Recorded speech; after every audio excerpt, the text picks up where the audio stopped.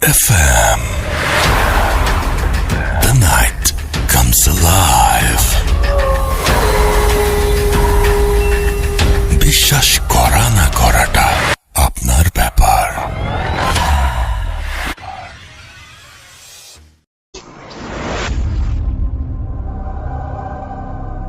ঘটনাটি যিনি পাঠিয়েছেন তিনি ঘটনার শুরুতে লিখেছেন, পৃথিবী মানুষের একার নয়।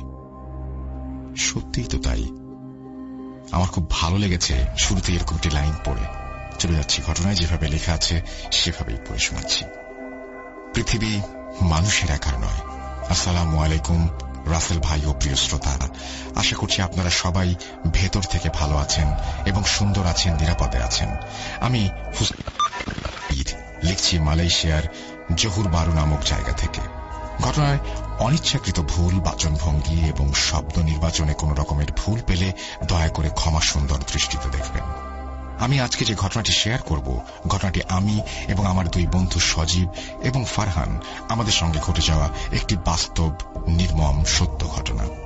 ঘটনাটি ঘটে কুমিল্লা জেলার চান্দিনা উপজেলার কোন একটি গ্রামে। সঙ্গত কারণেই গ্রামের নামটি প্রকাশ করছি না। কথা না বাড়িয়ে আমি সরাসরি ঘটনায় চলে যাই।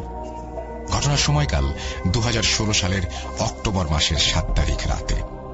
আমি এবং আমার দুই বন্ধু ফারহান এবং সজীব বাংলাদেশের ক্রিকেট ম্যাচ শেষ করে বাসায় ফিরছিলাম। সেদিন বাংলাদেশের ম্যাচ ছিল ইংল্যান্ডের সঙ্গে। সেই ম্যাচে ইংল্যান্ড 21 রানের জয় পায়। মন খারাপ করে তিন বন্ধু বাসায় ফিরছি। বলে রাখা ভালো, আমরা আমাদের বাসা থেকে মোটামুটি 20 থেকে 25 মিনিট দূরত্বে স্থানীয় বাজারের বড় স্ক্রিনে খেলা দেখার সুযোগ থাকায় সিদ্ধান্ত নেই আজ বাজারে খেলা দেখব। যেই ভাবা সেই কাজ। সেদিন ডে নাইট ম্যাচ থাকায় খেলা শেষ করে বাসায় ফিরতে ফিরতে মোটামুটি 12টার কাছাকাছি হয়ে যায়। আমরা যেই রাস্তা দিয়ে ফিরছিলাম এবার সেটা একটু বিবরণ দেই, তাহলে ঘটনাটি বুঝতে সহজ হবে। বাজার থেকে বেরিয়ে আমাদের একটি কাঁচা মাটির রাস্তা ধরে বাসার দিকে আসতে হয়। চারপাশে ফসলের জমি অর্থাৎ ধান ক্ষেত এবং মাঝখানে কাঁচা মাটির রাস্তা। আমাদের সবার বাসা পাশাপাশি হওয়ায় আমরা একসঙ্গে ফিরছিলাম।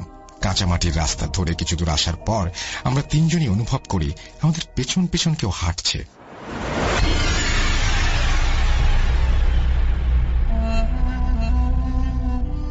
পেছনে কে আছে সেটি দেখার জন্য আমরা পেছনে ঘুরে তাকাই এবং দেখলাম আশেপাশে তো দূরের কথা, চারপাশে যতদূর চোখ যায় দৃষ্টি সীমানার মধ্যে কেউ নেই।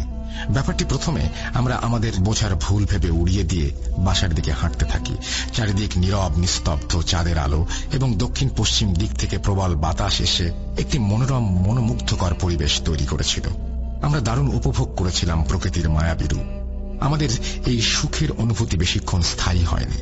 হঠাৎ আমাদের বন্ধু সজীব ফাঁকা রাস্তার কিছু একটার সঙ্গে তার পা আটকে যায়।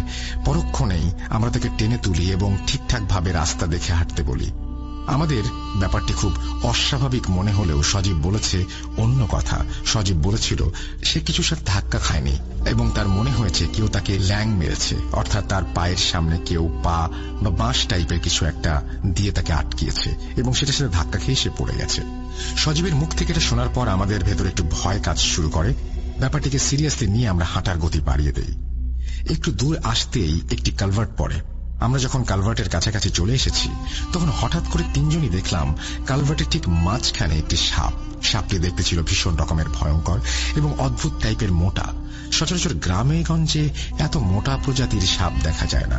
সাপের গায়ের রং ছিল ধবধবে সাদা এবং চোখগুলো ছিল কিছুটা তারাবাতির মতো। আমরা দূর থেকেও ঠিকঠাক সাপের চোখগুলো দেখতে পাচ্ছিলাম, যেহেতু চাঁদের আলোয় পরিষ্কার দেখা যাচ্ছিল। সাপটি আমাদের এক দৃষ্টি তাকিয়ে দেখছিল, যেন অনেকদিন পর দেখা। তাছাড়া সে আমাদের অনেক কিছু বলতে চায়। আমরা তখনও কালভার্টে উঠিনি। পরক্ষণে দেখলাম আমাদের ঠিক পেছনে দেখতে ঠিক একই রকম আরেকটি সাপ। এই দৃশ্য দেখে ভয়ে আমাদের হার্ট অ্যাটাক হওয়ার মতো অবস্থা।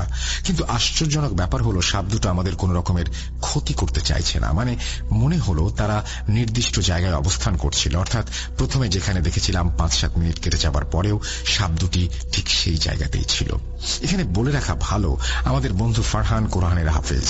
তৎক্ষণাৎ সে আমাদের প্রশ্রয় দিয়ে বলল ভয় না পেতে এবং সে পা দিয়ে একটি গোলাকার বৃত্ত এঁকে আমাদের বলে এই বৃত্তের ভেতর অবস্থান করতে এবং সে কিছু দোয়া কালাম পড়ে আমাদের শরীর তাৎক্ষণিকভাবে বন্ধ করে দেয়।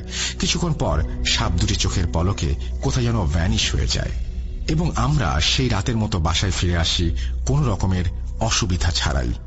উল্লেখ্য, আমরা ঘটনাটি পরিবারের কারো সাথে শেয়ার করিনি, কারণ এমন কিছু ঘটেছে শুনলে রাতের বেলা বাসা থেকে আর বের হতে দেবে না।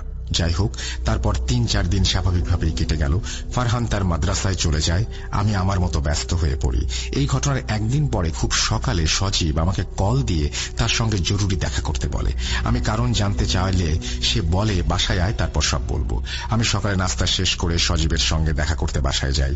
তখন সজীব বলল, গতরাতে আমি বাসার ছাদে দাঁড়িয়ে ফোনে কথা বলছিলাম। হঠাৎ করে আমার চোখ গেল ছাদের কর্নারে থাকা পানির ট্যাঙ্কের দিকে। আবছা আলো একটা অবয়বের মতো কিছু দেখার ভুল ভেবে আমি সেদিকে খেয়াল করলাম না। হঠাৎ করে মনে হলো আমার পেছনে কেউ দাঁড়িয়ে আছে এবং আমার ঘাড়ের ওপর গরম নিঃশ্বাস ফেলছে। আমি হঠাৎ চমকে গিয়ে পেছনে ফিরে তাকাতেই কাউকে দেখতে পেলাম না, এবং আমি তাড়াহুড়া করে যেই ছাদ থেকে নামতে যাব তখনই আমার মনে হলো একটা ছায়ামূর্তি আমাকে পেছন থেকে টেনে ধরেছে। তৎক্ষণাৎ আমি চিৎকার করতে চেষ্টা করি, কিন্তু মুখ দিয়ে কোনো শব্দই বের হচ্ছিল না। হঠাৎ আমি ফিল করলাম একটা গরম বাতাস অনেক সুগন্ধি নিয়ে আমার নাকে এসে ঢুকলো। এরপর আমার আর কিছু মনে নেই। সকালে ঘুম ভাঙি যখন আমি নিজেকে আবিষ্কার করি ঘরের মেঝেতে, কিন্তু রাতে আমি তো ছাদে ছিলাম। আমাকে ছাদ থেকে রুমেই বা কে আনলো? আমি সব শুনে সজীবকে কিছু উল্টাপাল্টা বৈজ্ঞানিক যুক্তি দিয়ে ব্যাপারটি হ্যালুসিনেশন বলে চালিয়ে দেই। প্রিয় লিসনার্স, কি মনে হচ্ছে ঘটনাটি এখানেই শেষ? একদম না, আমরা কেবলমাত্র ঘটনার মাঝামাঝি আছি। শুনুন তারপর। এর পরদিন মাঝরাতে সজীব তার রুমে ঘুমিয়েছিল। হঠাৎ তার রুমে কারো পায়চারির শব্দে তার ঘুম ভেঙে যায়, এবং ঘুম ভাঙার পর সে যা দেখল সেটা দেখার জন্য সে মোটেও প্রস্তুত ছিল না। সে দেখল তার সামনে গতকাল রাতে ছাদে দেখা অবয়বটি হাতে একটি সাদা সাপ নিয়ে দাঁড়িয়ে আছে এবং ফিসফিস করে কিছু একটা তাকে বলতে চাইছে, তাকে আহ্বান করছে তার সঙ্গে যাবার জন্য। এবং সেই আহ্বান জানিয়ে অবয়বটি যখনই সজীবের দিকে এগিয়ে আসতে শুরু করলো তখনই প্রচন্ড ভয়ে সজীব জোরে চিৎকার দিয়ে জ্ঞান হারায়, এবং সকালে ঘুম ভেঙে সে তাকে আবিষ্কার করে তার বিছানার আশেপাশে তার পরিবারের সবাই তাকে ঘিরে রয়েছে। সজীবের জ্ঞান ফিরলে তার পরিবারের মানুষ তাকে গতরাতে চিৎকার করার কারণ জানতে চায়, এবং সে কেন এরকম করেছে, জ্ঞান হারিয়ে ফেলেছিল কেন, এসব জানতে চায়। তখন সজীব তার সঙ্গে ঘটে যাওয়া সবকিছু তার পরিবারের মানুষদের সঙ্গে শেয়ার করে। সবকিছু শুনে সজীবের বাবা অর্থাৎ আঙ্কেল সজীবকে রাতে ছাদে গিয়ে কথা বলার জন্য অনেক বকাবকি করেন। সজীবের বর্ণনা মতে অবয়বটি ছিল একটি মেয়ের। মেয়েটি ছিল দেখতে ভীষণ সুন্দরী। তার উচ্চতা ছিল কমপক্ষে 9 থেকে 10 ফুট এবং চোখগুলো ছিল ঝলমলে। সে আরো বলে সে জীবনে কখনো এত সুন্দর মেয়ে দেখেনি। এরপর প্রতিদিন রাতেই কিছু না কিছু ঘটছিল তার জীবনে। সজীবের অবস্থা যখন চরম অবনতির পর্যায়ে তখন আঙ্কেল স্থানীয় মসজিদের ইমাম সাহেবের সঙ্গে পরামর্শ করে ইমাম সাহেব সজীবকে তাবিজ আর কিছু বিভিন্ন রঙের সুতা পরিয়ে দেয় এবং সেগুলো সবসময় পরে থাকতে বলেন। হুজুরের তাবিজ আর সুতা পরার পর থেকে সজীবের অবস্থা আরো খারাপের দিকে যেতে থাকে। সেদিন রাতে অবয়বটি আবারও সজীবের রুমে আসে, এবং সেদিন সজীবের রুমে তার বাবা অর্থাৎ আঙ্কেলও ঘুমিয়েছিলেন। যেহেতু সজীব রাতের বেলায় একা থাকলে হঠাৎ হঠাৎ চিৎকার করে উঠত। অবয়বটি এসে দূর থেকে সজীবকে উদ্দেশ্য করে বলে যে সে যা করছে তাতে কোনো কিছুই লাভ হবে না, এবং সে তাকে আবারও আহ্বান জানায় তার সঙ্গে চলে আসতে বলে, এবং এক সময়ে সে ঘরের কোনো একটা ছোট্ট ফুটো দিয়ে বের হয়ে চলে যায়। এসব কিছু চোখের সামনে ঘুরতে দেখে আঙ্কেল নিজেও দেখতে পান এবং ভয় পান, এবং আল্লাহকে ডাকতে ডাকতে রাতটা কাটিয়ে দেন। সকাল হলেই 2-3 গ্রাম পরে একজন বিখ্যাত কবিরাজের কাছে যান তারা, এবং ঘটনাটি খুলে বলেন। সব ঘটনা খুলে বলার পর কবিরাজ কিছুক্ষণ সময় নিয়ে সজীবের পরিবারকে জানায় সজীবকে একটি মেয়ে জিন আসর করেছে এবং জিনটি চায় সজীবকে নিয়ে যেতে। এখন এর চেয়ে বেশি কিছু বলা সম্ভব নয়, বলছেন কবিরাজ। কবিরাজের মুখে সব শুনে সজীব এবং তার পরিবার এই সমস্যা থেকে বের হয়ে আসার উপায় জানতে চায়। তখন কবিরাজ বলে আমার একদিন সময় লাগবে, এরপরে আমি সঠিক চিকিৎসা সম্পর্কে বলতে পারবো। এটা বলে সজীবের পরিবারকে আশ্বস্ত করে সেই কবিরাজ, এবং সেই সঙ্গে সজীবকে 2টো তাবিজ দেয় কবিরাজ। বলে সজীবের গলায় পড়তে হবে এই তাবিজ, অপরটি তাদের বাসায় বাইরে দরজার সামনে 7 হাত মাটির নিচে পুঁতে রাখতে হবে। এতে করে সেই জিনটি চাইলেও সজীবের কোনো ক্ষতি করতে পারবে না। আর 1 গ্লাস পানিতে কিছু গাছের ছাল বাকল ভিজিয়ে কিছু দোয়া পড়ে সেই পানিটি সকাল বিকাল সজীবকে পান করতে বলে। সেদিনের মতো সজীব তাদের পরিবার থেকে বিদায় নিয়ে চলে যায়। আগামীকাল সন্ধ্যার পরে আসতে বলেন কবিরাজ। সজীব বাসায় চলে যায়। কবিরাজের কথা মতো সব ঠিকঠাক মতো করে। সেদিন আর কোনো সমস্যা হয়নি। এর পরের দিন সন্ধ্যায় সজীব এবং সজীবের পরিবার কবিরাজের কাছে আসে। সমস্যার সমাধান জানতে চাইলে কবিরাজ বলেন, কিছুদিন আগে সন্ধ্যার পর সজীব ক্রিকেট খেলা শেষ করে যখন প্রাইমারি স্কুলের পেছনের রাস্তা দিয়ে তার বন্ধুদের সঙ্গে আসছিল, তখন পাশেই একটি পুরনো আম গাছে সজীব একটি পাখিকে উদ্দেশ্য করে ঢিল ছুড়ে। রাসেল ভাই, এখানে বলে রাখা ভালো, আমাদের গ্রামের একদম শেষের দিকে উল্লেখিত প্রাইমারি স্কুলটি অবস্থিত। স্কুলের পেছনে যতদূর চোখ যায় শুধুই ফসলি মাঠ, অর্থাৎ ধান ক্ষেত। তাই সেদিকটায় কেউ কোনো জরুরি কাজ ছাড়া যায় না। যাই হোক, বলছেন কবিরাজ, সজীব যেই পাখিটিকে উদ্দেশ্য করে ঢিল ছোড়ে, এটি কোনো পাখি ছিল না, এটি ছিল একটি মেয়ে জিন। সজীব জিনটিকে পাখি ভেবে ঢিল ছোড়ার কারণে জিনটি ক্ষিপ্ত হয়ে তার ক্ষতি করতে শুরু করে। সুযোগ বুঝে কালভার্টের ওপর থেকে ঘিরে ধরে এবং পরক্ষণে জিনটির সজীবকে ভীষণ ভালো লেগে যায় এবং জিনটি এখন সজীবের ক্ষতি না করে সজীবকে সঙ্গে করে নিয়ে যেতে চায়। ঘটনাটি যেভাবে এগোচ্ছে তাই বলার সুযোগ পায়নি আমার বন্ধু সজীব ছিল মারাত্মক সুদর্শন একজন যুবক। এটাই ছিল মূলত সজীবের সঙ্গে ঘটে যাওয়া সকল সমস্যার কারণ। এখানে একটা কথা লিসেনারদের মনে করিয়ে দিতে চাই। মনে আছে ঘটনার শুরুতে আমাদের 3 জনের পথ রোধ করে রেখেছিল 3টি সাপ। সাপগুলো মূলত সাপ ছিল না, কবিরাজের ভাষ্য মতে এগুলি ছিল মেয়ে জিন। এবং সেদিন জিন দুটি কেন আমাদের কোনো ক্ষতি করেনি সেটাও কবিরাজের কথায় পরিষ্কার হলো। যেহেতু সেদিন আঙ্কেল এবং সজীবের সঙ্গে আমিও কবিরাজের বাসায় যাই, তাই আমি কবিরাজকে উদ্দেশ্য করে জানতে চাইলাম এইসব কেন সজীবের সঙ্গেই ঘটেছে, কিংবা আমাদের সাথে বা আমার তৃতীয় বন্ধু ফরহানের সাথে কেন কিছু হলো না। সেদিন সজীবের সঙ্গে ঘটনাস্থলে আমরাও তো উপস্থিত ছিলাম। আমার প্রশ্ন শুনে কবিরাজ বললেন, জিনটি টার্গেট করেছে কেবলমাত্র সজীবকে, আমি কিংবা আমার বন্ধু ফরহান না। তাই সমস্যাগুলো শুধু সজীব একাই ফেস করছে। আমরা সেদিন কেবলমাত্র সঙ্গে ছিলাম, তাই আমরাও দেখেছি সাপ দুটিকে। যাই হোক, আবারও ঘটনায় ফিরি। কবিরাজের কাছ থেকে সবকিছু শোনার পর সজীবের পরিবার এই সমস্যা থেকে মুক্তির উপায় জানতে চায়। কবিরাজ বলেন, আগামী শনিবার সন্ধ্যার পরে সজীবের ওপর থেকে জিন ছাড়ানোর প্রক্রিয়া শুরু করবেন। তার আগে কবিরাজের প্রস্তুতির জন্য কিছু সময় লাগবে বলে জানান। এখন শুধু অপেক্ষা আগামী শনিবার। এদিকে সজীবের সঙ্গে অতি প্রাকৃতিক তেমন আর কিছু ঘটেনি। সজীব আস্তে ধীরে উন্মাদের মতো হয়ে যেতে শুরু করে। ঠিকঠাক খাবার খেত না, গোসল করত না। হঠাৎ বলে উঠত, মা বাবা ও আসছে, আমাকে নিয়ে যাবে, সে আমার জন্য অপেক্ষা করছে, আমাকে নিয়ে যাবে। যাই হোক, এভাবে 2 দিন কেটে যায়। সন্ধ্যার পরে একটা ভ্যানে করে কবিরাজের বাড়িতে পৌঁছাই আমরা। রাস্তায় আমাদের সঙ্গে ছোট্ট ছোট্ট অনেক কিছু ঘটেছে, সেগুলো সময় স্বল্পতার কারণে আর শেয়ার করলাম না। রাত 8টার দিকে কবিরাজ তার আসনে বসেন এবং তার সহযোগীকে দিয়ে জিন হাজির করানোর সব ধরনের কাজ সম্পন্ন করেন। এরপর শুরু হলো জিন হাজির করার প্রক্রিয়া। কবিরাজ তার সামনে কিছু মোমবাতি, আগরবাতি এবং ধূপ জ্বালিয়ে একটি ত্রিভুজ আকৃতির কিছু এঁকে তার মাঝখানে কিছু উপকরণ সামগ্রী রেখে সজীবকে সামনে বসিয়ে মন্ত্র বা দোয়া টাইপ কিছু একটা পড়তে থাকেন। 15-20 মিনিট পর কবিরাজ এক সহযোগীর সরিয়ে সেই মেয়ে জিনটিকে ভর করান এবং কবিরাজকে সে লম্বা করে সালাম দেয়। কবিরাজ সালামের জবাব নিয়ে উপস্থিত সবাই এবং কবিরাজকে অনুসরণ করে সালামের উত্তর দেই আমরাও। তারপর কবিরাজ জিনটিকে জিজ্ঞেস করেন, তোর নাম কি আর কেন এই ছেলেটাকে কষ্ট দিচ্ছিস? জিনটি তখন বলতে শুরু করে কিভাবে সে সজীবের গায়ে ভর করেছে এবং কেন সে সেটিও বলে। তখন কবিরাজ বলে, তুই এক্ষুনি ওকে ছেড়ে চলে যাবি আর কখনো ওর ক্ষতি করবি না। এই কথা শোনার পর জিনটি বলে, এটি অসম্ভব, কারণ সজীবকে সে একাই পছন্দ করেনি, তার বাবা অর্থাৎ জিনটির বাবাও পছন্দ করেছে এবং তার বাবা তাদের বিয়ের সব ধরনের আয়োজন করছে, তাই সে সজীবকে নিয়ে যাবে। এই কথা শুনে কবিরাজ রেগে মেগে ধমকের সুরে বলে, তোর নাম কি, তোর বয়স কত? তখন জিনটি বলে, আমার বয়স 170 বছর এবং তার নাম নাকি সুফিয়া। তখন কবিরাজ বলেন, শোন সুফিয়া, তুই যদি সজীবকে ছেড়ে না যাস তাহলে আমি তোকে এক্ষুনি আমার পালিত জিন আহমদকে দিয়ে কাঁচের বোতলে বন্দি করে নদীতে ফেলে দেব। তুই কোনটি চাস? ভালোই ভালোই চলে যাবি নাকি আমাকে বাধ্য করবি তোকে বন্দি করতে? এখানে বলে রাখি, কবিরাজ কিছু জিন পালন করতেন, তাদের মধ্যে সবচেয়ে শক্তিশালী জিনটির নাম আহমদ। এই জিনটি কবিরাজ তার গুরুর কাছ থেকে উপহার পান। কবিরাজের কাছ থেকে এমন কথা শুনে মেয়ে জিনটি অর্থাৎ সুফিয়া কিছুক্ষণ চুপ করে থাকে। তারপর হঠাৎ করে সে বলে সে সেরে যাবে, তবে কিছু শর্ত আছে, সেগুলো পূরণ করতে হবে। তখন কবিরাজ বলে, কি শর্ত বল? সুফিয়া বলে, সে চলে যাবে, তবে সে মাঝে মধ্যে সজীবের সঙ্গে দেখা করতে আসবে। এবং যখন তার ইচ্ছে পূরণ হয়ে যাবে তারপর থেকে সে আর আসবে না, তবে দেখা করতে আসলেও সে সজীবের কোনো ক্ষতি করবে না, এই প্রতিশ্রুতি দেয়। এরপর কবিরাজ তাকে হযরত সুলাইমান আলাইহিসসালামের নামে কসম কাটান। এরপর জিনটি আবার লম্বা সালাম দিয়ে বিদায় নেয়। এরপর 1 মাসের মধ্যে সজীব আস্তে ধীরে সুস্থ হতে থাকে এবং একটা সময় স্বাভাবিক জীবনে ফিরে আসে। তার ভেতর মাঝে মধ্যে সুফিয়া সজীবের সঙ্গে দেখা করতে আসত। সজীব টের পেত, কিন্তু তার আর কোনো সমস্যা হয়নি। প্রিয় লিসেনার্স, এখানে আপনাদের প্রশ্ন থাকতে পারে, জিনটি এত সহজেই কেন ছেড়ে গেল? মূলত সজীবের পরিবার যে কবিরাজের শরণাপন্ন হয়েছিলেন, সেই কবিরাজ তার এক চোখ বলি দিয়ে কিছু শক্তিশালী জিনকে তার বশে নিয়ে আসেন এবং সেই কবিরাজ উল্টোকরণ জাদু সহ কবিরাজি জগতের অনেক কিছুই করতে পারতেন।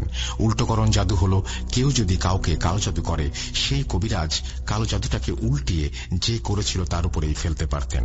তবে যেটুকু জেনেছি, সেই কবিরাজ কারো ক্ষতি হবে এমন কোনো কাজ করেন না এবং পারিশ্রমিক হিসেবে শুধু নামমাত্র কিছু টাকা নিতেন। যেমন সজীবের কাজটির জন্য 1 কেজি তাজা ইলিশ মাছ, একটা লাল দেশি মুরগি আর হাদিয়া হিসেবে 71 টাকা নিয়েছেন। উনি 5 ওয়াক্ত নামাজ পড়েন এবং পরহেজগার মানুষ। 2019 সালের শেষের দিকে বার্ধক্যজনিত কারণে কবিরাজ স্বাভাবিক মৃত্যুবরণ করেন এবং লোকের মুখে শোনা যায় সেই কবিরাজের কবরের পাশে আশেপাশে মাঝে মধ্যে একটা অদ্ভুত সাপ দেখা যায়। অনেকেই ধারণা করে সাপটি হয়তো কবিরাজের পালিত জিন আহমদ। ঘটনাটি এখানেই শেষ রাসেল ভাই। তবে আপনার ভূত.com এর সকল লিসেনারদের একটা কথাই বলবো, এই পৃথিবীটা আমাদের একার না। তাই অতিরিক্ত, অতিরঞ্জিত এবং অযাচিত কাজগুলো থেকে নিজেকে বিরত রাখুন এবং প্রিয় মানুষগুলোকে নিয়ে সুন্দরভাবে বাঁচুন। ঘটনাটি কতটা ভয়ঙ্কর আমি জানি না, তবে একটি বাস্তব সত্যি ঘটনা, যার সাক্ষী আমি নিজেই। এরপরেও সত্য মিথ্যা বিশ্বাস করা বা না করা আপনার ব্যাপার। প্লিজ নামটি গোপন রাখবেন। এটাই ভূত.com এ শেয়ার করা আমার প্রথম ঘটনা। আমি জানি ঠিকঠাক গুছিয়ে উপস্থাপন করতে আমি সক্ষম হয়নি, তবে চেষ্টা করেছি যতটা গুছিয়ে উপস্থাপন করা যায়। ঘটনাটি নির্বাচিত হলে কাইন্ডলি আমাকে জানাবেন। আপনাদের উত্তরের অপেক্ষায় থাকলাম। ঘটনাটি সম্পূর্ণ লিখে শেষ করতে আমার প্রায় 1 সপ্তাহ লেগেছে এবং বর্তমানে আমি কোভিড-19 পজিটিভ। আমার জন্য সবাই দোয়া করবেন এবং আমার সংগ্রহে আরো কিছু ঘটনা রয়েছে। রাসেল ভাই যদি প্রশ্রয় দেন তাহলে সেটা আস্তে ধীরে পাঠাবো। ঘটনাটি শতভাগ সত্য। ঘটনাটি প্রচার হলে আমি ভীষণ খুশি হব। আসসালামু আলাইকুম রাসেল ভাই। এরপরে তিনি তার নাম ঠিকানা দিয়েছেন, যেগুলো আমি আর বললাম না। থ্যাংক ইউ ভেরি মাচ আপনার ঘটনা পাঠানোর জন্য। আপনি আশা করছি ঘটনাটি আপনার পছন্দ হয়েছে, ভালো লেগেছে আপনাদের সবার, এবং আপনারাও ঘটনা পাঠান russell.booth.com@gmail.com এই অ্যাড্রেসে। আপনাদের অনেক অনেক ধন্যবাদ আমাদের সঙ্গে থাকার জন্য, এবং মালয়েশিয়া থেকে আপনাকে অনেক ধন্যবাদ আমাদের এই ঘটনাটি উপহার দেওয়ার জন্য।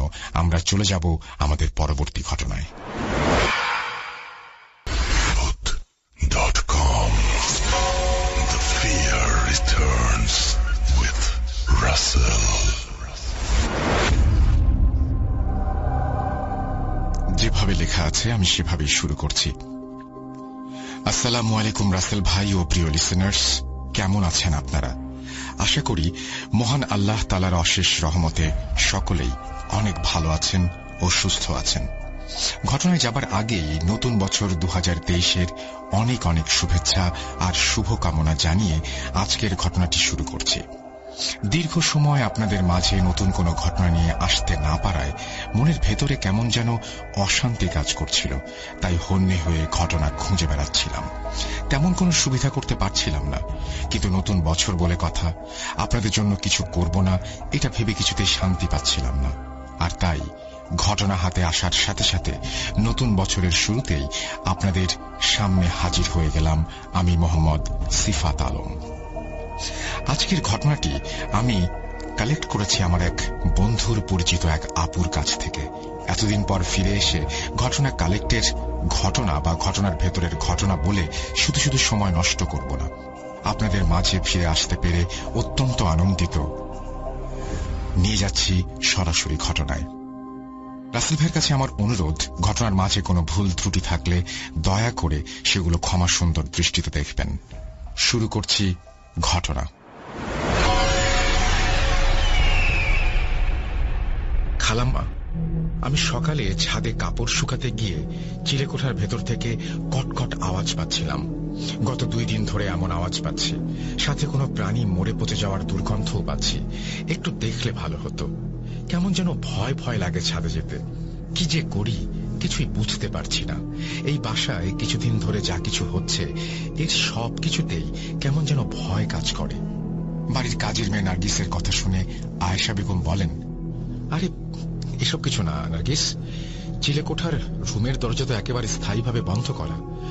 ওই তালার চাবিও আমার কাছে নেই। হয়তো কোনো বিড়াল ভেতর থেকে ইঁদুর ধরে এনে খাচ্ছিল, সেটাই পচে হয়তো গন্ধ বের হয়েছে। ওই রুমের ভেতরে কে আছে আমার জানা নেই। তোর খালু মারা যাবার আগে এই বাসা কিনে দিয়ে যান আমাদেরকে, তখন থেকে এখানে থাকা শুরু। আমি তো এমন কিছু লক্ষ্য করিনি, তোর মনের ভুল হতে পারে। আর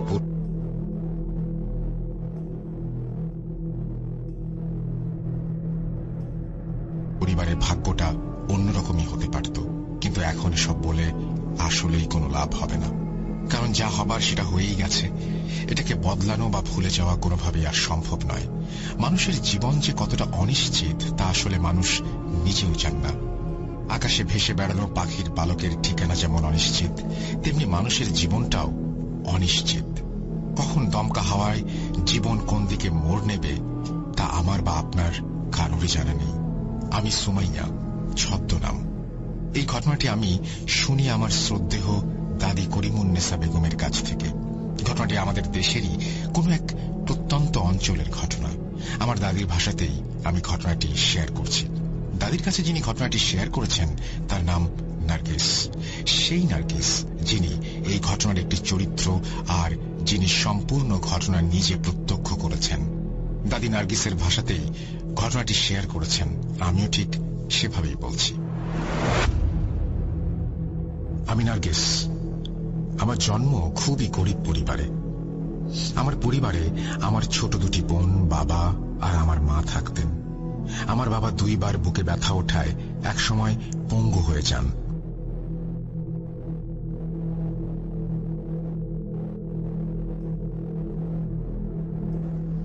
ডাক্তাররা এগুলোকে কি বলে আমি জানি না।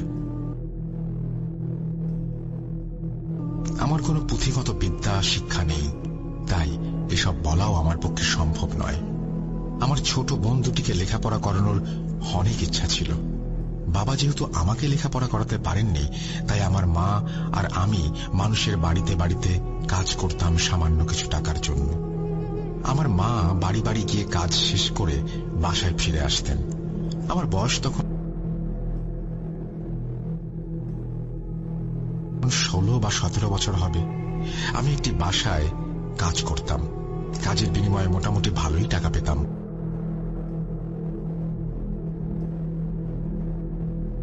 আর থাকা খাওয়ার ব্যবস্থা সেখানেই ছিল। আমি যে বাড়িতে কাজ করতাম সেই বাড়ির খালাম্মা আয়েশা বেগম অনেক ভালো মানুষ ছিলেন। ওনারা অনেক ধনীও ছিলেন বটে। ওনাদের পরিবার ছিল তখনকার আমলের এক জমিদার পরিবার। ওনারা যে গ্রামে থাকতেন সেই গ্রামে তখন শুধুমাত্র তাদেরই একতলা পাকা বাড়ি ছিল। খালাম্মার ভাষ্যমতে খালু মারা যাবার কয়েক মাস আগে তিনি এই বাড়িটি কিনেছিলেন।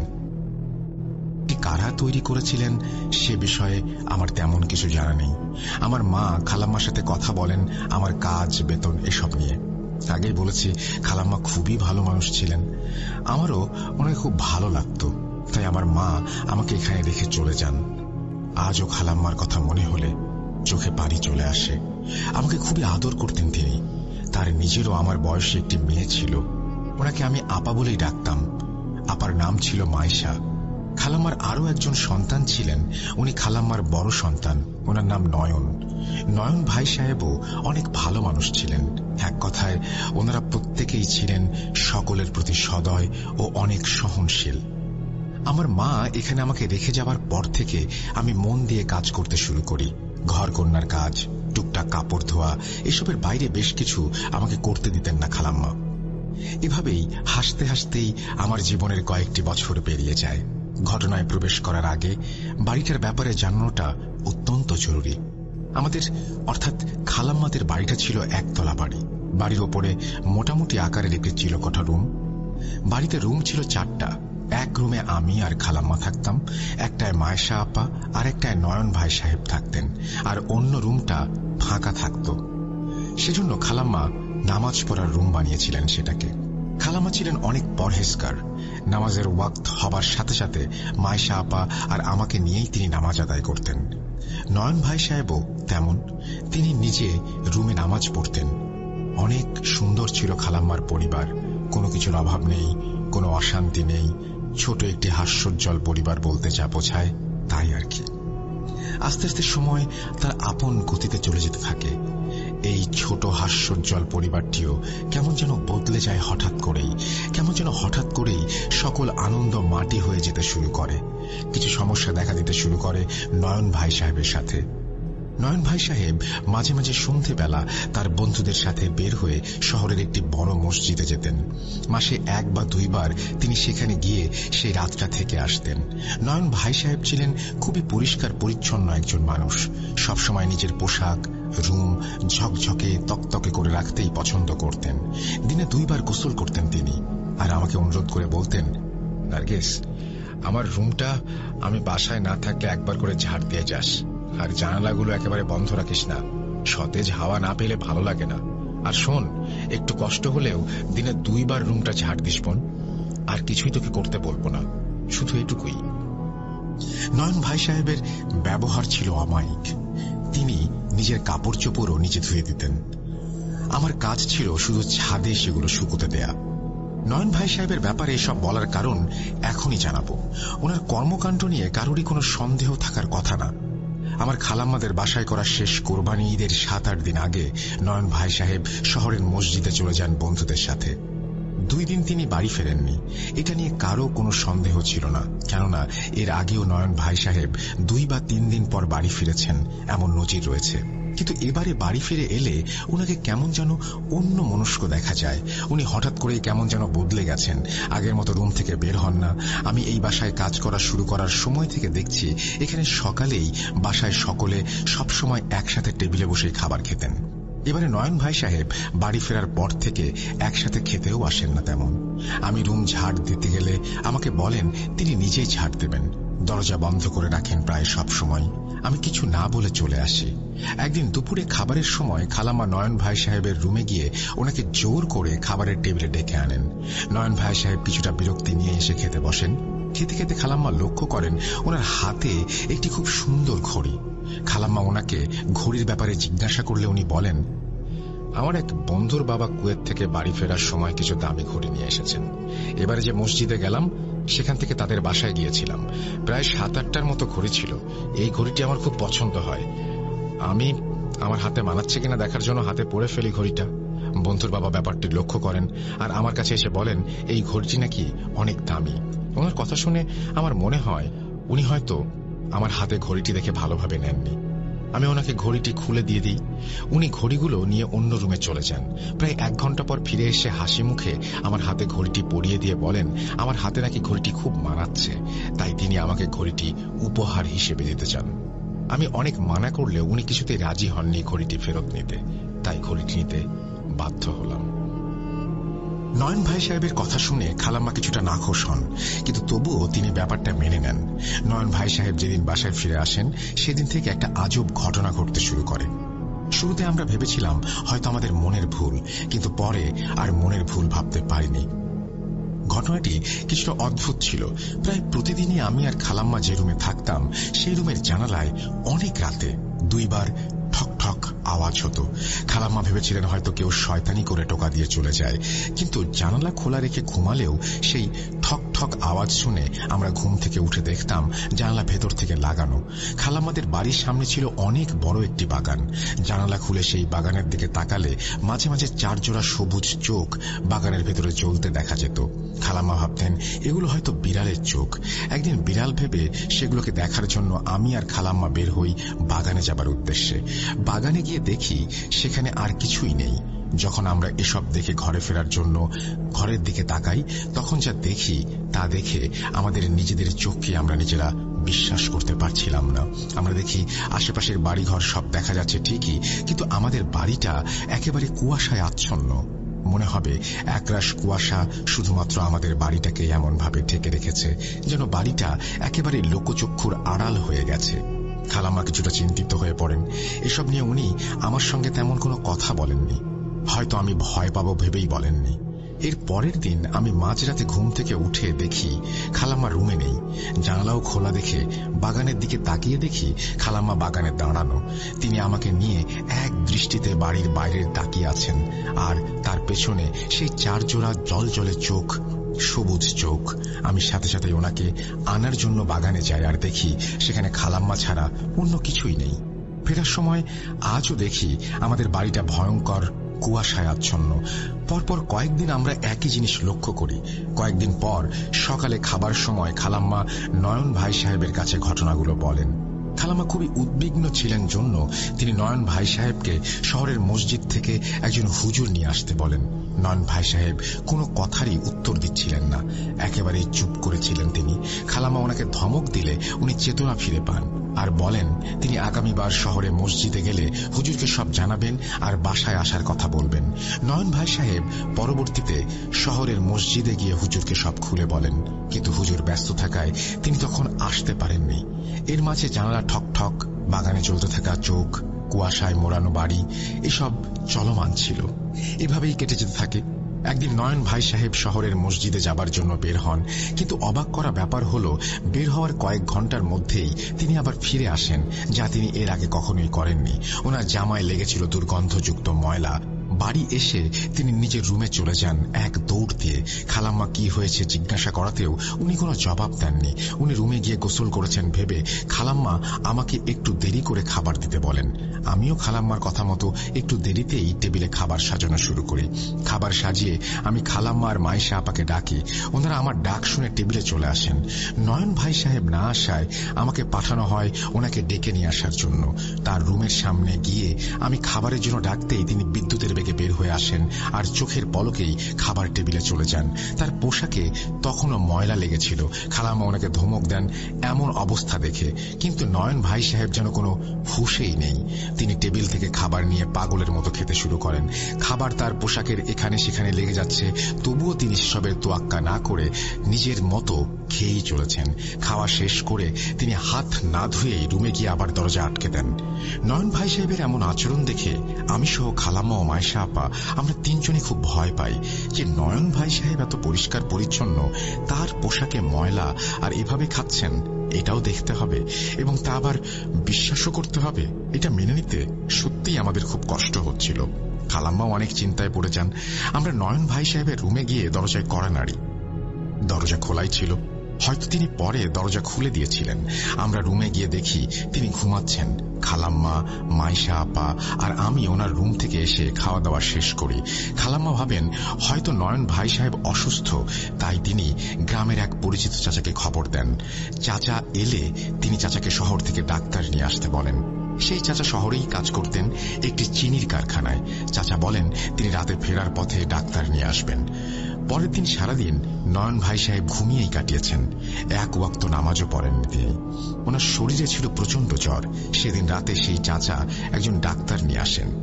ডাক্তারকে আমাদের বাড়ি দিয়ে তিনি নিজের বাড়িতে চলে যান। ডাক্তার নয়ন ভাই সাহেবের রুমে এসে ওনাকে দেখেন।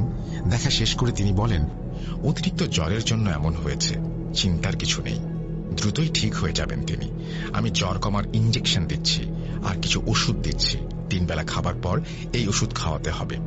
এই বলে ডাক্তার সাহেব বের হয়ে যাবার সময় লক্ষ্য করেন উনি নিজের ব্যাগ নয়ন ভাই সাহেবের রুমেই রেখে এসেছেন। খালাম্মা আমাকে ব্যাগ আনতে পাঠালে আমি ওনার রুমে গিয়ে দেখি তিনি উল্টো হয়ে হাতের ওপর ভর করে দাঁড়িয়ে আমার দিকে তাকিয়ে হাসছেন, আর ওনার চোখ একেবারে লাল। এই দেখে আমি চিৎকার দিয়ে জ্ঞান হারাই। জ্ঞান ফিরে এলে খালাম্মাকে সব খুলে বলি।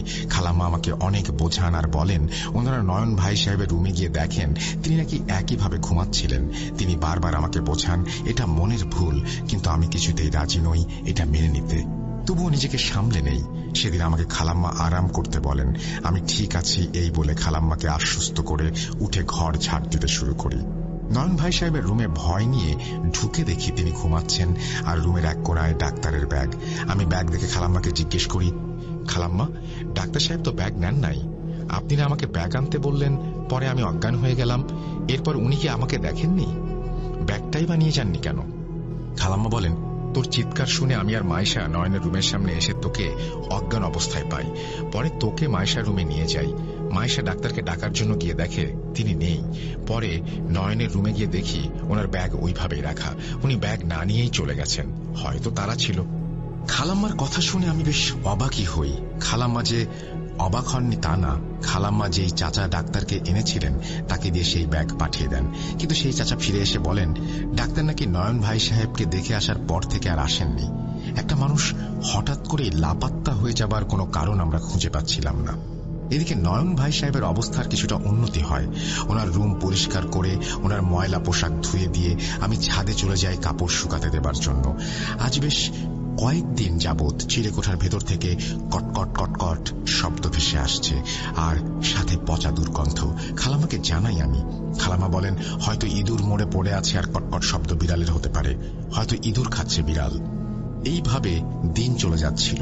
নয়ন ভাই সাহেব মোটামুটি সুস্থ হলে ঠিক করেন শহরের মসজিদে যাবেন। যেই ভাবা সেই কাজ। তিনি সন্ধ্যায় বের হন মসজিদে যাবার জন্য। প্রতিবার শহরের মসজিদে যাবার আগে নয়ন ভাই সাহেব খালাম্মাকে বলে যান। এবারে ওনাকে এমন কিছু বলতে দেখিনি। উনি তৈরি হলেন আর নিজের মতো বের হয়ে গেলেন। ওনাকে কেমন যেন অন্য মনস্ক দেখাচ্ছিল। হয়তো মনে মনে কিছু ভাবছিলেন যা তাকে ভেতর থেকে বিব্রত করে তুলছিল। আমি অন্যান্য বার উনি চলে গেলে দরজা বন্ধ করে ঘরে চলে যাই, কিন্তু আজ যেন ওনাকে যতদূর চোখ যায় দেখতে খুবই ইচ্ছা করছিল। কিছুদূর যাবার পর মানুষটা ডুবে যাওয়া সূর্যের ন্যায় কোথায় যেন মিলিয়ে গেল। মনে হচ্ছিল যেন সামনে থাকা অন্ধকারে ঝাঁপ দিলেন তিনি, অথবা সামনে থাকা অন্ধকার তাকে নিয়ে টেনে গ্রাস করে ফেলল। এক মনেই দেখছিলাম আমি ওনার মিলিয়ে যাওয়া।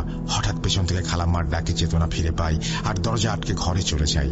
ভাই সাহেব সর্বোচ্চ 2 বা 3 বারের জন্য শহরের মসজিদে যান সাধারণত।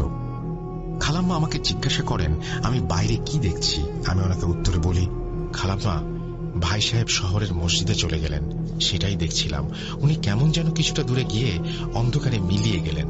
প্রতিবারই তো এমন হয়, এরকম সময়ই উনি বের হন। আমি দরজা লাগিয়ে চলে আসি ভেতরে, কিন্তু আজ ওনার যাওয়াটা দেখছিলাম। কখনো তো দেখি না, তাই আজ ইচ্ছে হলো। খালাম্মা আমার কথা পাত্তা না দিয়ে দীর্ঘশ্বাস ছেড়ে বলেন, কি যে হলো ছেলেটার, আগের মতো আর কথাবার্তাও বলে না, সারাদিন রুমেই থাকে, খেতেও আসে না তেমন, আর বাইরে বের হলেও জানিয়ে যায় না। আমার ছেলেটা তো এমন ছিল না। আল্লাহর কাছে সাহায্য চাওয়া ছাড়া তো আর কোনো কিছু করার নেই। দোয়া করিস যেন নয়ন আবার আগের মতো হয়ে যায়। এসব আমি দেখতে পারি না, কিছু ভালো লাগে না আমার। মেয়েটাও এসব নিয়ে চিন্তিত। নিজের চিরচেনা ছেলেটা এভাবে বদলে যাওয়া কোনো মা কি সহ্য করতে পারে বল? পারে না। যাই হোক, দোয়া করিস মা। খালাম্মার কথা শুনে আমার মনের কোথাও যেন একটি ক্ষীণ ব্যথা অনুভব হয়েছিল। লোকে বলে এক নারীর কষ্ট আরেক নারী নাকি ভালো বুঝতে পারে। হয়তো এমন কিছুই হবে। সেসব কথা থাক। ভাই সাহেব চলে যাবার পর আমি রাতের খাবার পরিবেশন করি। গ্রামের মানুষ বলে কথা, গ্রামের অন্ধকার যেমন জলদি নামে, তেমনি আশেপাশের সবকিছু একেবারে চোখের পলকে নিশ্চুপ হয়ে যায়। তাড়াতাড়ি খেয়ে অনেকে ইবাদত বন্দেগীতে মশগুল হয়ে পড়েন, নয়তো অনেকে দ্রুত ঘুমিয়ে পড়েন। খাওয়া দাওয়া শেষ করে খালাম্মা আমাকে বলেন তিনি কিছুক্ষণ ঘুমাবেন। ঘুম থেকে উঠে আমাকে আর মাইশা আপাকে নিয়ে তাহাজ্জুদ পড়বেন। আমি যেন ওনাকে ডেকে দেই। খাবার পর আমি ঘর ঝাড় দিয়ে ও থালা বাসন পরিষ্কার করে পবিত্র কোরআন পড়তে শুরু করি, কিন্তু বেশিক্ষণ পড়তে পারিনি। বারবার ছাদে ওঠার সিঁড়ির দিকে চোখ যাচ্ছিল। সিঁড়িটা আমি যে রুমে বসে কোরআন পড়ছি সেখান থেকে দেখা যায়। সেখানে আমি বারবার দেখতে পাচ্ছিলাম 4 জোড়া সবুজ চোখ। তাদের আকার অন্ধকারের জন্য দেখা যাচ্ছিল না। কয়েকবার তাকানোর পর মনে হলো অন্ধকারের মধ্যে তুলনামূলক বেশি অন্ধকার সেখানে। আমি কোরআন পড়ছি আর সেই অন্ধকার যেন ক্রমাগত মুচড়ে মুচড়ে উঠছে। আমি ভয় পাচ্ছি, কিন্তু তবুও কোরআন তেলাওয়াত বন্ধ করছি না। আস্তে আস্তে চোখগুলো আমার দিকে এগিয়ে আসছে। আমি সাথে সাথে আয়াতুল কুরসি পড়ে মুখে উচ্চারণ করে পড়া শুরু করি, আর এক নিমেষেই যেন 4 জোড়া চোখ আমার সামনে থেকে এক দৌড় দিয়ে সিঁড়ি বেয়ে উপরে উঠে যায়। আমি কোরআন তেলাওয়াত বন্ধ করে খালাম্মাকে ডাকি। খালাম্মা আমাকে মনের ভুল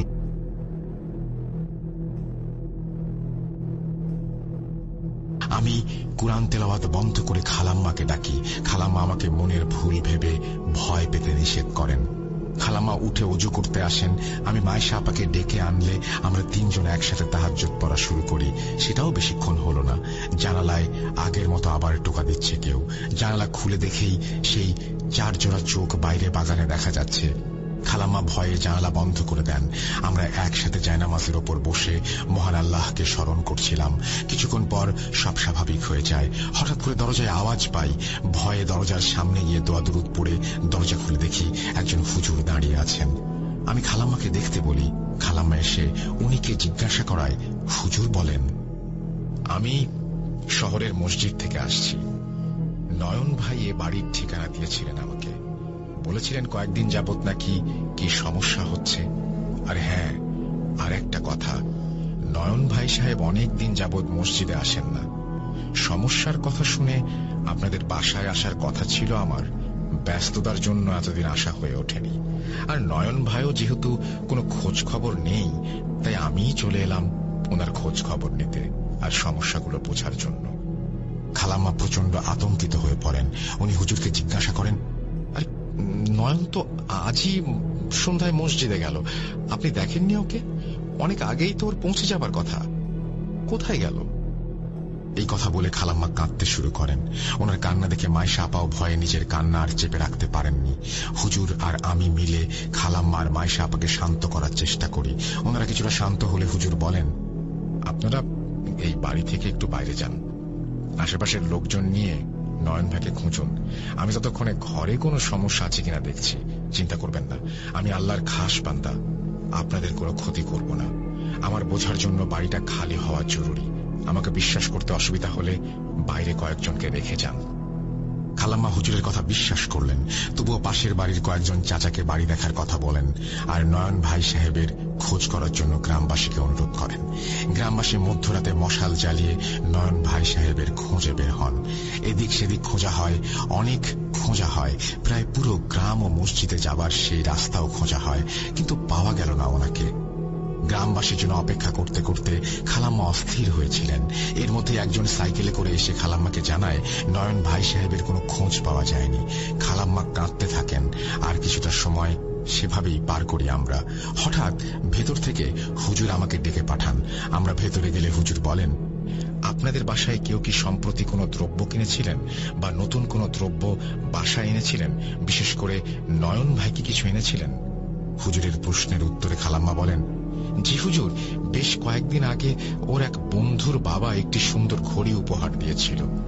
ওই ঘড়ি আনার পর থেকেই নয়ন কেমন বদলে যেতে শুরু করে, আর প্রতি রাতে জানালায় টোকা, আর শুধুমাত্র আমাদের বাসায় ঘন কুয়াশায় আচ্ছন্ন হয়ে থাকে। বাগানে চারজোড়া চোখ দেখা যায়। জানালা খুলে রাখলেও টোকা শুনে উঠে দেখি জানালার ভেতর থেকে লাগানো। আমার ছেলেটাকে তো পাওয়া যাচ্ছে না। ও কোথায় গেছে আমি জানি না। হুজুর, আমাকে আল্লাহর ওয়াস্তে সাহায্য করুন। আপনার পায়ে পড়ি, আমার ছেলেটাকে খুঁজে দিন। খালাম্মার কথা শুনে হুজুর বলেন, ওই ঘড়িটাই সব সমস্যার মূল। আমার মনে হয় আপনারা জমিদার বিধায় আপনাদের শত্রুর অভাব নেই। তেমন কেউই কৌশলে আপনাদের বাসায় কালো জাদু করে ওই ঘড়িটি পাঠিয়েছে। আমি এতক্ষণ এখানে থেকে যা বুঝেছি তা হচ্ছে আপনাদের বাসায় 4টি খবিশ জিনের বাস, যাদেরকে খুব সম্ভবত কালো জাদু করে এই বাসায় পাঠানো হয়েছে। তারা সম্ভবত আপনাদের বাসার ছাদে থাকে, কেননা ছাদে যাবার সিঁড়িতেই বারবার তাদেরকে দেখা যাচ্ছিল। এছাড়াও সারা ঘরেই তাদের বিচরণ রয়েছে। এই জিনের জাতি মারাত্মক খারাপ, কেননা এরা মানব শরীরের মাংস ভক্ষণ করে। এরা মানব রক্ত আর মাংস খেতে খুব পছন্দ করে। আমি নয়ন ভাইয়ের জন্য সত্যি খুব চিন্তিত, কেননা এই জিনদের কবলে যারা পড়ে তাদের বেশিরভাগই নিখোঁজ হয়ে যান। এরপরে হয়তো এখানে সেখানে তাদের পাওয়া যায় মৃত অবস্থায়। হুজুরের কথা শুনে খালাম্মার কান্না যেন কয়েক শতগুণ বৃদ্ধি পেয়ে যায়। ওনার হৃদয় বিদারক কান্নায় যেন খড়ের প্রতিটি কোণা ভারী হয়ে যাচ্ছিল। হুজুরের কথা শুনে আমার মনে পড়ে সেই দীর্ঘদিন ধরে বন্ধ থাকা চিলেকোঠার ভেতর থেকে পাওয়া আওয়াজ আর মাংস পচা গন্ধের কথা। আমি সাথে সাথে এসব কথা হুজুরকে জানাই। হুজুর বলেন, চিলেকোঠার ভেতরে গিয়ে দেখা উচিত, সেখানে কিছু পাওয়া গেলেও যেতে পারে, কেননা দীর্ঘদিন বন্ধ থাকায় সেই স্থান অবশ্যই খুব অপবিত্র। আর অপবিত্র স্থান যেমন ময়লা ফেলার স্থান বা ভাগাড়, এসব স্থানে খবিশ জিনের বসবাস। এরা খুবই অপবিত্র এবং নিকৃষ্টতম জাতির জিন। এদের মধ্যে কোনো দয়া মায়ার ছিটে ফোটাও নেই। আমাকে দয়া করে চিলেকোঠা দেখিয়ে দিন। খালাম্মা আর মাইশা আপা হুজুরকে নিয়ে সেই চিলেকোঠার সামনে যায়। ভেতর থেকে কেমন যেন খটখট খটখট হাড় চাবানোর আওয়াজ আসছে। জঙ্গলি জানোয়ার বা শিকারী পশুর মতো গড়গড় শব্দ আসছে ভেতর থেকে। চিলেকোঠার তালার চাবি খালাম্মার কাছে ছিল না, কিন্তু চিলেকোঠার কাঠের দরজা অনেক পুরনো, তাই হুজুর সজোরে ধাক্কাতে শুরু করেন সেই দরজা। পুরনো হলেও দরজাটি ছিল খুবই মজবুত। প্রায় 20 মিনিটের মতো চেষ্টা করে হুজুর দরজাটি ভাঙতে সক্ষম হন। দরজা খুলে গেলে আমি দৌড়ে গিয়ে নিচে টর্চ লাইট নিয়ে আসি। টর্চ এনে চিলেকোঠার ঘরে প্রবেশ করে আমরা যা দেখি তার স্বপ্নেও কোনোদিন দেখতে চাইব না। চিলেকোঠার ঘরের ভেতর 2টি মৃতদেহ পড়ে আছে। একটি হচ্ছে সেই ডাক্তার সাহেবের, যে নয়ন ভাই সাহেবের চিকিৎসার জন্য এসেছিলেন।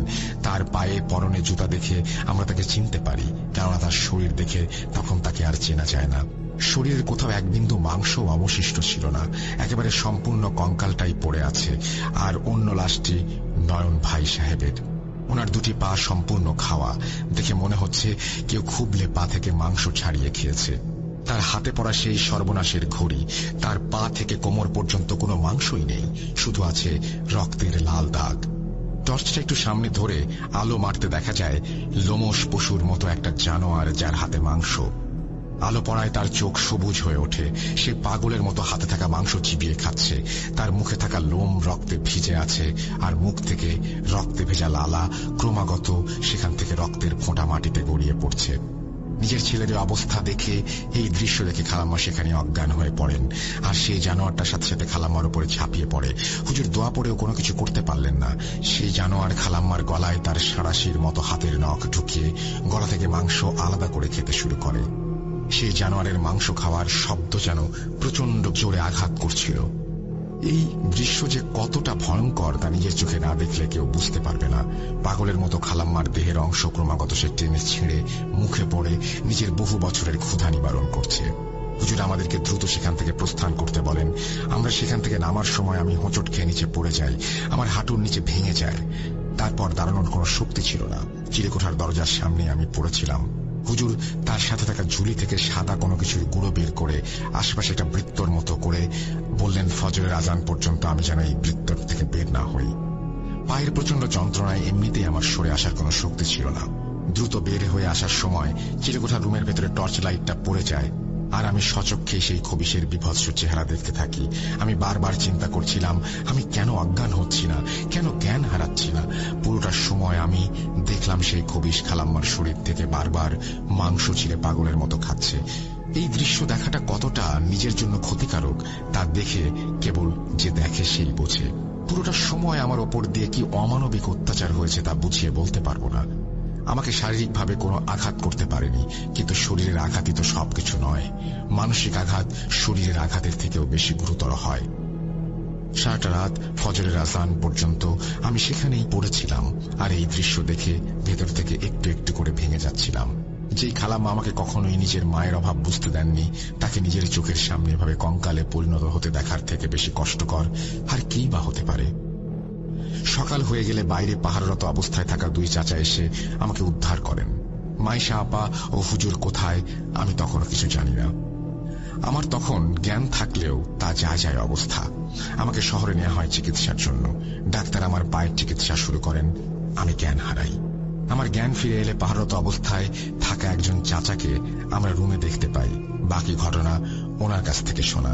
ওনার কাছে জানতে চাইলে উনি বলতে শুরু করেন, ফজরের আজানের পর আমরা ভেতরে প্রবেশ করতে সক্ষম হই। এর আগে অনেক চেষ্টা করেও কোনোভাবেই দরজা খুলতে পারিনি। অনেক চেষ্টা করেছিলাম রে মা, ভেতর থেকে কোনো আওয়াজ পাচ্ছিলাম না তেমন। দরজা জানালা সব বন্ধ ছিল। সকালে ভেতরে গিয়ে দেখি মাইশা মেঝেতে পড়ে আছে। সে জানায়, রাতে যখন নিচে আসার সময় তোর পা ভেঙে তুই পড়ে গেলি, এরপর হুজুর মাইশাকে একটি চেয়ারে বসিয়ে চারপাশে সাদা একটা কিছু ছড়িয়ে দিয়ে বলে সেই সাদা অঞ্চলের বাইরে যেন বের না হয়। এই বলে হুজুর নয়নের রুমে চলে যান। নয়নের রুম থেকে নাকি তখন তোর খালাম্মার কণ্ঠ শুনতে পায় সে। নিজের মায়ের কণ্ঠ শুনে সে আর নিজেকে ধরে রাখতে পারে না, তাই ছুটে চলে যায় সেই রুমের ভেতরে। ভিতরে গিয়ে রুমে জ্বলতে থাকা কুপিবাতির আলো এসে দেখে চিলেকোঠার রুমে থাকা জন্তুর মতো আরো 3টি জন্তু হুজুরের হাত ধরে আছে, আর তার হাত থেকে ছিঁড়ে ছিঁড়ে মাংস খাচ্ছে। যন্ত্রণায় হুজুর চিৎকার করছে আর নিজেকে ছাড়ানোর চেষ্টা করছে, কিন্তু কোনো লাভ হলো না। সেই জন্তুগুলোর মধ্যে একটি জন্তু মাইশার নাম ধরে তাকে ডাকছে, আর মাইশার দিকে তাকিয়ে কেমন একটা ভঙ্গি করছে। হুজুরের চিৎকার আর সেই বিভৎস জন্তুর ডাক এসব মাইশা নিতে পারেনি, তাই সে দৌড়ে এসে হুজুরকে বলা সুরক্ষিত স্থানে আসার জন্য পা বাড়ানোর সাথে সাথেই মাইশার নাম ধরে ডাক থাকা খবিশ তাকে ধরে ফেলে। তাকে ধরে পায়ে কামড় বসিয়ে দেয়। মুহূর্তের মধ্যেই তার পায়ের পাতা বিচ্ছিন্ন হয়ে যায়। যন্ত্রণা চিৎকার করতে থাকে সে, কিন্তু কোনো লাভ হয়নি। জন্তুটা মায়েশার হাতের কবজি আর পায়ের পাতা খাওয়ার কিছুক্ষণের মধ্যেই ফজরের আজান শুরু হয়। সাথে সাথে সেই জন্তু তিনটি চিৎকার করতে করতে অদৃশ্য হয়ে যায়। মায়েশাকে যখন আমরা দেখতে পাই তখনও সে বেঁচে ছিল। হাসপাতালে নিতে নিতে আমাদেরকে সেসব বলেছিল। এখানে আনার পর চিকিৎসক তাকে ব্যান্ডেজ করে আর তাকে 5 ব্যাগ রক্ত দেয়া হয়। এখানে সুচিকিৎসার সমস্যা থাকায় তাকে শহরে পাঠানো হয়। এখন কেমন আছে জানি না। চাচার কথা শুনে আমি এবারে গলা ছেড়ে কাঁদতে শুরু করি। ওনারা নাকি হুজুরের অর্ধ খাওয়া মৃতদেহ উদ্ধার করেন। মুহূর্তের মধ্যেই একটি হাস্যোজ্জ্বল পরিবার শেষ হয়ে যায় খবিসের থাবায়। এতটা ভয়াবহ অবস্থার কথা আগে কখনো কেউ শুনেছে কিনা কল্পনাও করিনি, কিন্তু এসব আমাকে নিজের চোখে দেখতে হয়েছে। হসপিটাল থেকে ফিরে মায়েশা আপার খবর নিয়েছিলাম। মায়েশা আপা বেঁচে তো ছিলেন, কিন্তু বেঁচে থেকেও তিনি মৃত। কথা বলার শক্তি হারিয়েছেন তিনি। এক হাত এক পা ছিল না ওনার। খবর পেয়েছি কিছুদিন আগে তিনিও নাকি মারা গেছেন। মারা যাওয়ার আগে তিনি পাগল হয়ে গিয়েছিলেন শুনেছি। নিজের হাতের আঙুল নিজেই চিবিয়ে খেয়েছেন তিনি মারা যাবার আগের দিন। আমরা মুসলিমরাই বলি বা অন্য ধর্মের মানুষের কথাই বলি, সকলেই যার যার ঈশ্বরের নাম নিয়ে বলেন আল্লাহ যা করেন ভালোর জন্যই করেন।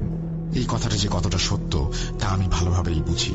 সেদিন আমার পা যদি না ভাঙত তাহলে হয়তো আমি আজ এই ঘটনার জন্য বেঁচে নাও থাকতে পারতাম। ভাঙা পা নিয়ে কোথাও যেতে পারেনি জন্য সেই জন্তুটা আমাকে ছুঁতে পারেনি।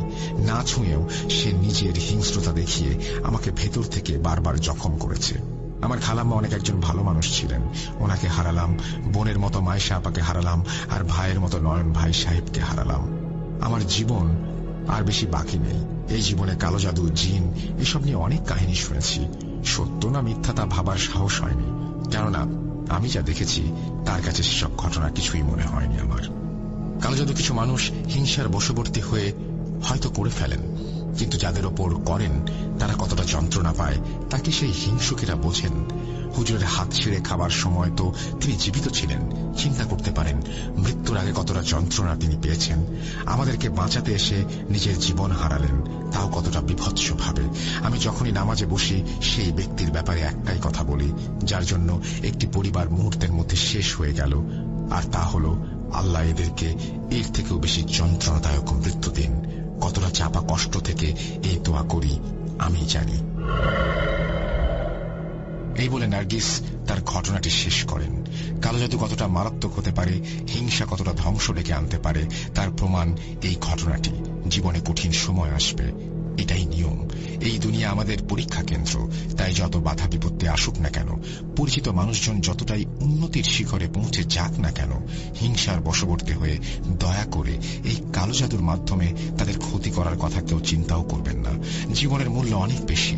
আমার ঘটনাটি কষ্ট করে এতটা সময় নিয়ে পড়ার জন্য রাসেল ভাইকে কৃতজ্ঞতা জানাচ্ছি। আর ঘটনা যেটা শুনলেন তাদেরকে মনের ভেতর থেকে অসংখ্য ধন্যবাদ এবং ভালোবাসা জানাতে ভুলবেন না কেমন লাগলো ঘটনাটি। আশা রাখছি এই মাসেই নতুন আরেকটি ঘটনা উপহার দেব। দোয়া করবেন যেন সক্ষম হই। আজ এ পর্যন্তই। আপনাদের সবাইকে আরো একবার নতুন বছরের শুভেচ্ছা জানিয়ে আমি মোহাম্মদ সিফাত আলম আজ বিদায় নিচ্ছি। ভালো থাকবেন সকলেই। আসসালামু আলাইকুম। Thank you very much Sifat, and welcome back. এই মাসে আরো একটি ঘটনার অপেক্ষায় থাকলাম আপনার। আশা করছি আপনি সেটা দ্রুত পাঠিয়ে দিবেন। আর যারা ঘটনা পাঠাতে চান তারা সরাসরি ঘটনা পাঠাতে পারেন। আমাদের ইমেল অ্যাড্রেস হচ্ছে rasel.abdulbut.com@gmail.com। এই অ্যাড্রেসেই পাঠিয়ে দিন আপনার ঘটনা। আমরা